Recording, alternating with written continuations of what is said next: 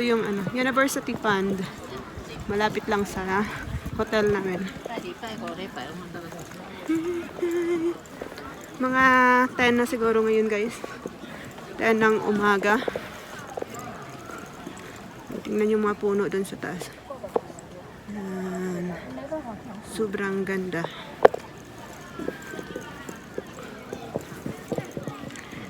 Yung bamboo bridge ngayon, hindi siya pwedeng daanan.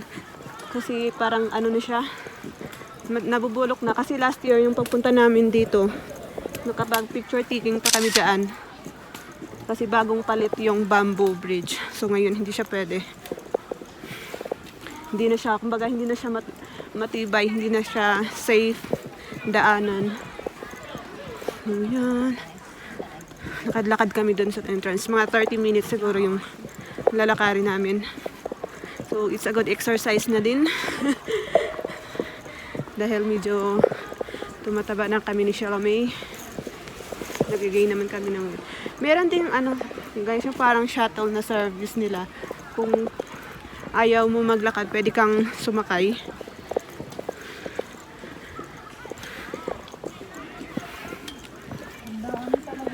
Ang dami talagang guys nag-hiking.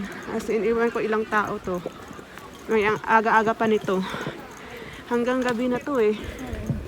Kasi kagabi nga, nung di ba naklusan kami ng gate doon sa may entrance. Tawag niyan, ang dami pa rin lumalabas. Sobrang dilim na. 5:30. Mga 5:30, pa lang sobrang dilim na dito. So, ayan. Oo. Sobrang daming tao. Last year, hindi ganito kadaming tao. No? Ngayon, sobrang dami. Daming nag-hiking. Nakakatuwa lang kasi puro matatanda, alam mo yun. Mayroon silang activities na ginagawa. Kasi dyan sa Pinas, mga matatanda dyan, wala akong nakikitang nagaganito eh. Siguro yung sa mga probinsya, siguro yun. Pero ito, dami talaga. So yun guys, later naman. Medyo hinihingal na ako. Okay, bye.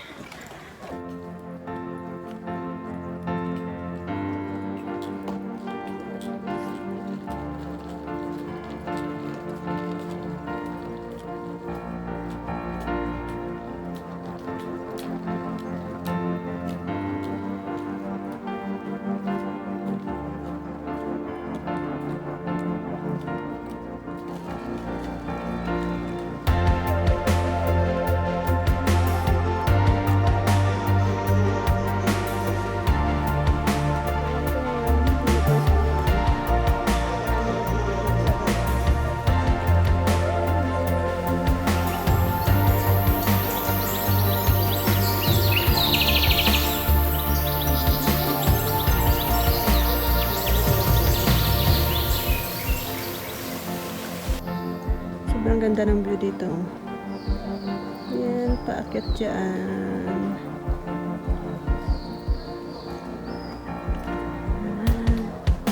Naantay lang namin yung dalawa na bumaba kasi mag-picture-picture kami dito na spot. Sobrang dami nito guys, oh. Diba dyan sa Pinas, sobrang mahal yan. Nakakalat lang dito. Ayan, dito muna kami pupunta. Bamboo Cottage. So guys, paakyat na kami doon sa Bamboo Cottage.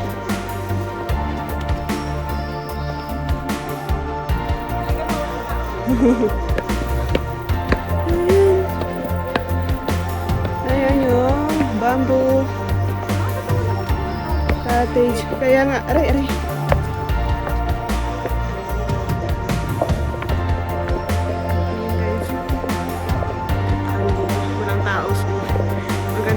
Picture.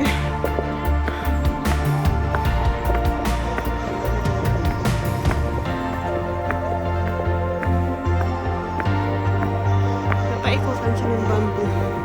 So yan. Wait lang guys. Buti dito man konti lang yung taong pumupunta kasi dun sa sobrang dami, hindi kami makapag-aura.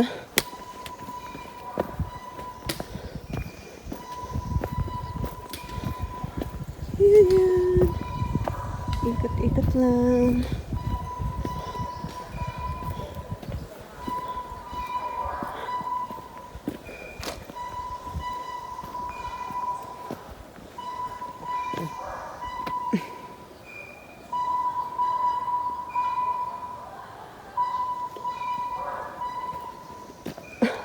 Parang yan yung narinig natin kagabi, no? Na. Yung tunog. Oh, dyan ka, oh. Saan? Dyan sa may bato. Ganda nga uraan mo. Sumanda. So, ayun. Doon yung hotel namin.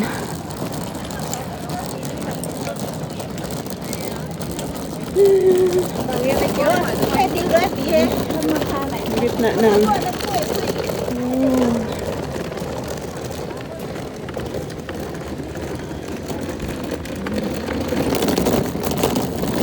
Yan, lumang-luma na yung dyan. Yung hotel namin kasi parang cabin style.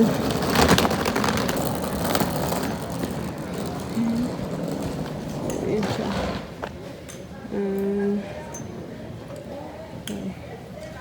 So, ayan. Ang ganda na. May pan dyan.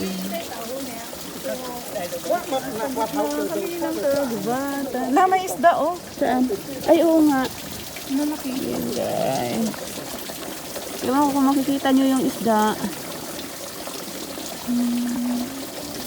Ang galing.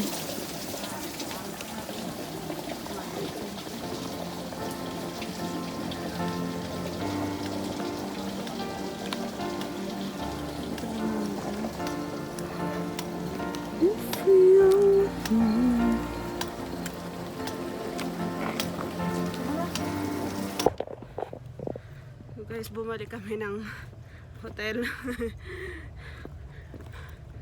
Kakain na muna kami kasi magto-12 na. Ayan. Sobrang dami ng tao ngayon talaga dito. Nakaka-amaze. Ayan. Hey, kain muna kami. Ay. Tanggal yung pots na namin. Oo, tanggal na yung fats namin sa kakalakad. Pawis na pawis kami. Tingnan nyo guys. Dito sa may may nag-picnic. Yan. Nag-set up pa sila talaga ng tent. Yan. Sa loob na to ng property ng hotel, guys. Yung nagpipiknik-piknik dyan. Mag? Oo nga. Ganda din sana dito kami. Preparesto kasi wala kaming dalang picnic mat. Yan. Tsaka magbibihis kan kasi pawis na yung likod namin. Yan. Okay guys, wait lang. Okay, andito na kami sa hotel. 11:30 pa lang. Ayan. Ang aga din nakapaglinis yung dito. Malinis na yung room namin. Sana sarap mo, masarpak ko na. Andito. Try ko lang. So, pahinga kami, kakain kami, tapos 1 hour. 1 hour siya, no? 1 hour kami magpahinga dito, kakain. Tapos, gagora na naman ulit. Maganda na kasi dito na yung hotel namin, kaya no worries. Hindi naghahabol ng time. So, later naman guys.